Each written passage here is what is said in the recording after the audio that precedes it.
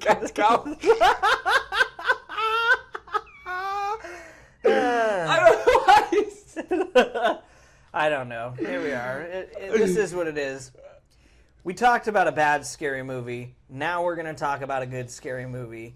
Potentially. But it looks great. But it looks great. And here's the thing. We've been fooled by trailers. The trailers are getting so good. I don't know what editors are on lately, but they are getting so good. Hats off to you editors. Really. I would love to do that one day, potentially, but like seriously, I'm like, okay, I don't even know if I can do that. That is insane. Right. Some of the work you guys are doing is incredible. However, this trailer is unique for a lot of reasons, and we'll go through it as we're discussing it. But Clayface is our first DC Batman villain, DC Batman character that is in the DC proper, and the trailer looks absolutely skin melting. Look at you. Yeah. But you were sitting on that for for ages. The trailer came out ages ago, and I was like, I know what I'm going to say. But it looks awesome. Very short teaser trailer. You don't see a ton, but the things that we do get to see are all really promising. Between him in the hospital bed, all covered up in bandages, with the creepy music, the flashes in and out, his face melting, the transformation in the shadows, the backdrop of Gotham, him getting cut. Every part of this, looks terrifying. It is going to be a true horror film. James Gunn said it's going to be a body horror film. I believe it will be a body horror film, and it will be terrifying. I mean, really, it looks like one of the scarier films we will watch this year. B, every bit of this Clayface looks like the Clayface from the animated Batman series way back in the day, which was OG Batman. Great Batman on TV, and I love that. Because that's comic book Batman. That's exactly where James Gunn needs to be going for his heroes, his villains, his inspiration. I love that. And the guy they cast, Tom Rhys-Harris, looks amazing. Amazing. As Clayface. Amazing. As soon as I saw him casted, and I kind of dove into who Clayface was as a character, because I did watch like the animated Batman series a little bit, like every time it was on like Boomerang or something, or something along those lines, but or Cartoon Network. Oh my God, take me back. But no, I mean, when it comes to the dissension, that's what I got from this teaser. That's what I loved about it. It was, I could tell they're going to tell a great story of a dissension of a character that obviously great actor, looks great, and then obviously this terrible thing that happens to him. The visual effects for me stood out completely. I mean, when we talked about that, I go like, how are they going to really show it live action, because it could be sort of like a cringy thing that people don't like. I mean, it looks seamless. It's insane when he does. Oh, the last shot of the teaser. He pulls his face down and it's blank. It looks perfect. I mean, that's what bought me. I go, okay, they're gonna nail this film, and not only that, it was very horror-esque. I mean, pretty much the tone of it, the music, the editing style. And I was immediately, because I looked at you and we always argue about Marvel and DCU, and I go, Clayface? Like, what? Like, how am I who's going to go to the theaters to go see that? Well, guess what? Every time I've gone to the theater this year, Bone Temple, or whether it's Obsession, for example, horror movies have been the thing that gets people in the seats. And my theaters have been packed for those movies. Your theaters have been packed for those movies. So since horror movies are really gaining hype right now, and people are loving sort of that thriller-esque stuff, I think this is a great project choice for DCU, and the trailer itself got me really excited for it, because not only that, I think they're going to tell a great character story, and I think it's awesome, and I'll segue us into our next topic. I think it's awesome that and you educated me on this. This is going to be like an official DCU villain that's going to be a part of their Batman universe, which is good. But I do like that they're introducing us to villains and giving them their own projects so that when we see them in the Batman movies, when we see them in the Superman movies, when we see them in the Justice League or these big time projects, we have a relationship with them and we understand their story, and that way you're able to make better creative decisions. Right. Well, and I like that we're starting with Clayface because James Gunn, back when he announced the Gods and Monsters game plan, he also announced Swamp Thing, which is also going to be a horror movie. Swamp Thing is not as well known. He's not as big of a Batman villain. He's not as hype of a character. Clayface, everybody knows. He's kind of Joker-esque. He's more synonymous with Batman. He's shown up in a lot of the animated movies, a lot of the animated series, even fought the Justice League on a number of occasions. Very relatable. Like, that's the thing that will be great. Bless oh my you. God. So, bless you. So having him in here is going to be a really great thing, not only to introduce Gotham City into the DCU proper for how it's going to work with, Superman, how it's going to work with Lanterns, how it's going to work with all of these other pieces, but it also sets up other horror genre heroes that we want to see, like Swamp Thing, and give people a little vote of confidence that goes, hey, they did Clayface well. Go to the theater and try Swamp Thing. It's not a movie that I think they could have done first without Clayface being successful. And so I think this is James Gunn realizing that we need to do well with this before we try something that's a little bit more experimental. And even you look at the Batman villains, obviously they're going to do Joker, the Riddler is prominent, and they did a good job. That's the thing. I get confused because this is going to be the first time, and that's what's interesting. Is I'm interested to see, we understand Matt Reeves' tone. Very gothic, very just almost just dark and very detective-like. So that was kind of a very interesting take on Batman, and it resonated with a lot of audiences. People love Robert Pattinson's Batman, and they love the Batman as a movie. And then you look at the Penguin, and that's where I thought my mind was going was, oh, they're introducing us to villains. And that's going to be a great mashup when they get into the Batman universe. But obviously we're dealing with this kind of creative decision that James Gunn is going to have to make with, is he going to go a different route with Batman? Is he going to go kind of on the same tone as the Batman and Matt Reeves' idea of what he thinks the Batman is? So that's where I'm really interested about this. We're going to be able to see the tone and the direction of the Batman universe. Right. So it'll be interesting to see. And it gives us a good prospect, but I also like that James Gunn has basically come out and said that each movie is going to have its own individual feel to it. Superman, for instance, is very bright, very hopeful, very... As it should be. Very Superman. Supergirl, however, he said is going to be really heavy. It's going to be very serious. It's not going to be the same as Superman.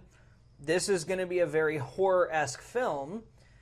I don't think that he's going to take Batman himself into a horror genre, but I think he'll leave him dark enough that he fits with horror Clayface. Yeah. And so this gives the DCU the ability to mold and meld with lots of different genres, so that way when we get these mashup movies, you have so many different things that can work together well. So it's not just an atypical James Gunn movie. Hey, it's fighting, some witty humor. Great soundtrack. And that's it. You can go, hey, it's going to be a little dark. It's going to be a little bit heavy. We'll throw in a little humor. It might be, a little brutal. And it's also going to be all these heroes and villains working with and against each other and mash it all into one movie that could even elevate what those team-up movies look like down the line, because you're mixing and matching so many of those different personalities together. if you execute it well. Yeah. So I think that that's a really positive thing to be able to do. But the next big question that comes out of it is, do we get to see a tease for Batman in this movie? And if so, how much of a tease? Could you imagine? Here's my thing. This would be epic. If they made Bruce Banner or Bruce Wayne. My God. Bruce Wayne a character in this movie. Could you imagine that's how they introduce... Could you imagine? Let's say they go through the whole entire movie. It's a great movie. It's a great story, great character story, because that's the reason why... According to the comics, the mixture that he gets, that he ODs on, that turns him into Clayface, is from Wayne Enterprise. So that's the thing. So there's an easy connection there to be able to not introduce Batman, but introduce Bruce Wayne. And so it's not confirmed, but we could... He doesn't have to do it either, but we could easily get introduced to Bruce Wayne. Give me the tux. Give me the little, like, just suave of being Bruce Wayne and him, because we could get an introduction in the Clayface. And then he makes the decision to be like, okay, they meet at like a ballroom gala or something in New York and Gotham. Even if it's the last scene of the movie when he's totally descended into madness, and Bruce Wayne coming to his apartment and going, hey, listen, I heard about the accident. I'm really sorry. I just wanted to extend my, deepest condolences for... Sinister, crazy smile. Right, and then he just transforms in front of him or something, and that's how the movie ends. Give a sinister smile. Boom, that's how the movie ends. Give me a black screen, and then Batman will return. Right, in The Brave and the Bold. It would be epic, but I don't think they could do something like that with a Clayface movie. They might not be able to. But one way or the other, I like this method of what James is doing. Don't tell us who Batman is. I like the secrecy. We've gotten so used to, in the hero world, of I need to know. I mean, big reveals. Robert Downey Jr. as Doom. Stuff like that. I like the days where you went to the movie and figured out Andrew Garfield and Tobey Maguire were in Spider-Man in the theater. The theater went berserk. Nuts. Berserk. Absolutely berserk. Don't tell me. I want to figure it out in the theater and accidentally throw my popcorn across the room and then promise to pick it all up after. Yeah. I want those moments in the theaters again. And that's what James Gunn feels like he's leading up to, is not going, hey, by the way, blank is Batman and he's in Clayface. Is going, just go see the movie. He's in Gotham. Yep. That's more than enough to get people to go to theaters and go, I'm not kidding you. Maybe Bruce Wayne's in this movie. If they introduce Bruce Wayne, because he's announced The Brave and the Bold. We know Batman's coming. We know he is. James Gunn doesn't have to tell anybody anything. But getting this hype about the movie, as excited as you are right now, as excited as I am, I'm wearing my Batman shirt. It would be epic, but leave it for the theater and do not spoil anything. But no promises. But those are the moments we need back in the theater. Because that's why Clayface and Batman are such a great character and villain combo, because they have that relatability of.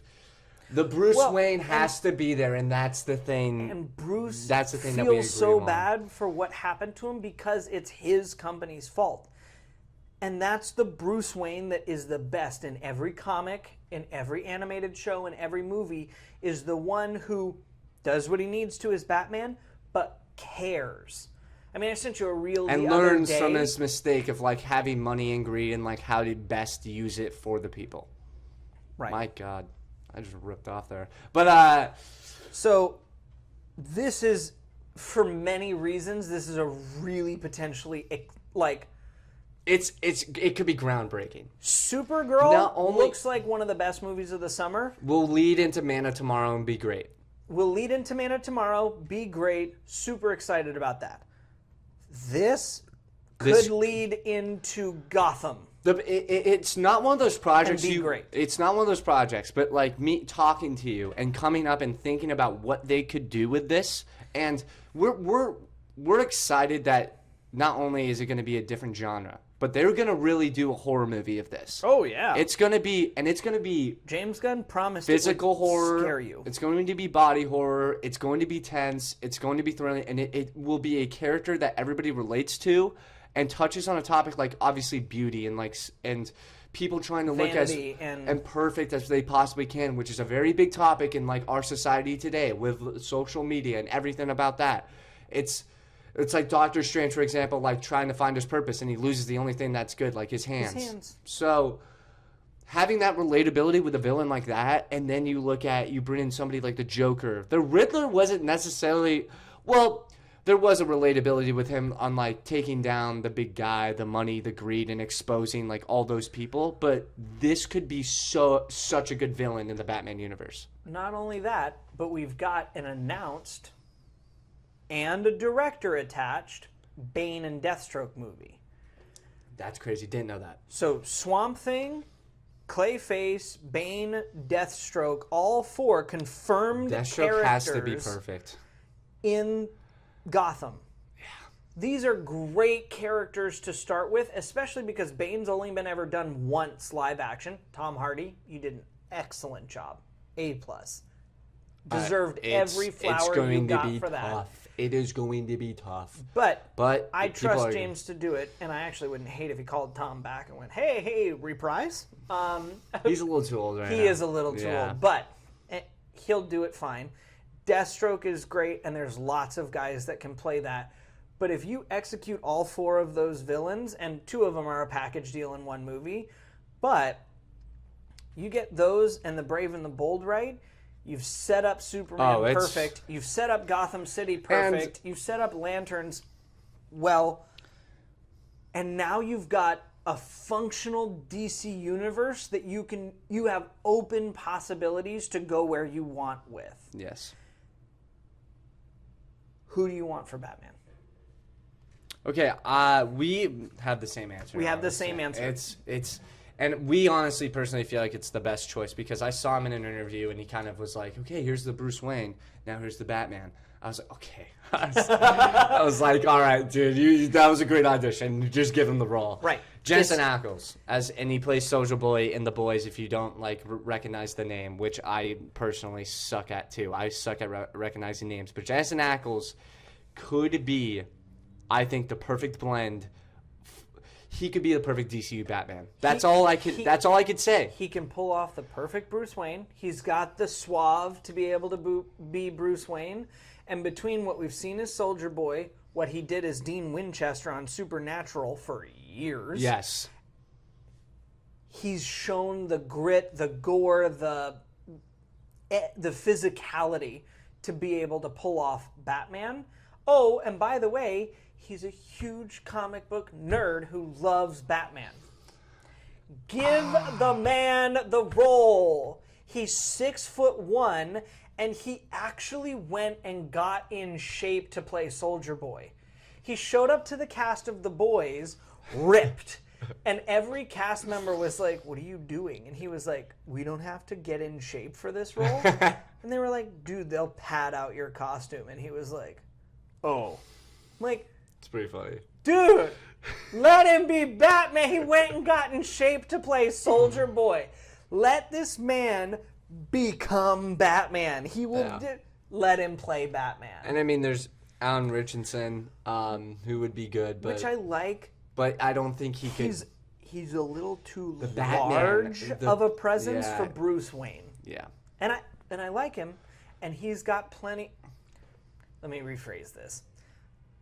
Blue Mountain makes me a little worried. He's a little too goofy to pull off suave perfectly. Yeah. And the reason why, I mean, and we could probably do some more research. We kind of did like a little bit, but we both were like, okay, Jensen Ackles. It's Jensen Ackles. I'm sorry, I love him to death, and he's been talking about when they did him this and Scooby-Doo. David Cornsweet would be perfect. They would be perfect together. It would be unbelievable. And oh my, I'm just thinking about the arguments they would get into. Exactly. And it's like... And the thing is Bruce Wayne always ones up Clark Kent. Clark Kent, yes. In every way. Oh, and... The animated Batman series where... Oh my god, it's so good. Bruce Wayne and Clark Kent with Jensen Ackles and David Cornsweet would be hilarious. The interactions that they could have probably make a punk rock joke. Dude, having him do punk rock and then having Jensen Ackles, Bruce Wayne talk about how AC/DC is much better would actually be the funniest bit. Yeah. Like, it'd be hilarious.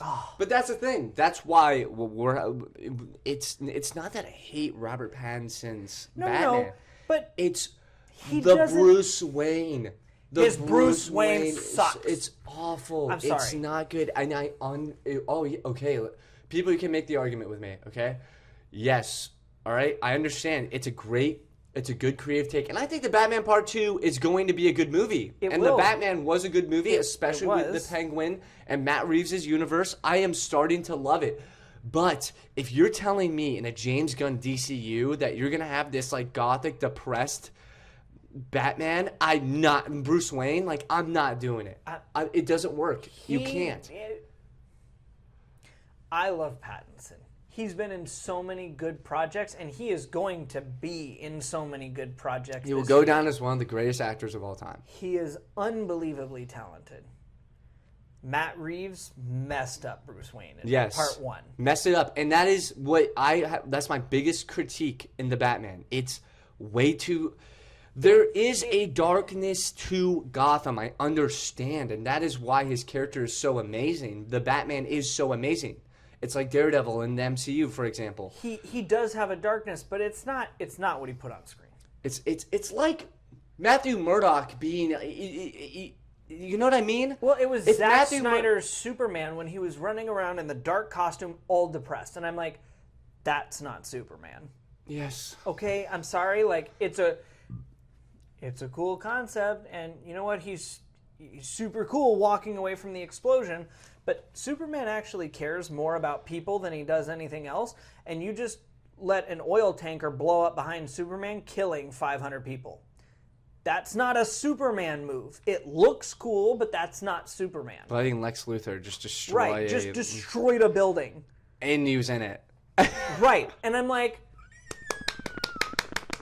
That's not... Sorry, Zach. Dude, those moments kill me so much. He's in the fire and just everyone's disintegrating around him. I'm like, what is this? Right, and Superman's just standing there trying to look epic, and you're it's like, just Zack, would you help them? And he's like, I'll get you, Darkseid. I'm like, pay attention! Yeah. There's good moments in Zack Snyder's Superman, but there's moments that contradict the character so bad. He missed the mark on the character. And now the character's revived. Right, and now the character's revived, and he's been nerfed a little, but I like the way James Gunn did it. And he's still very young as Superman, and so he's got plenty of time to become the full comic book dominant Superman that he is. And I loved Superman. I've watched that movie 6 or 7 times. There just needs to be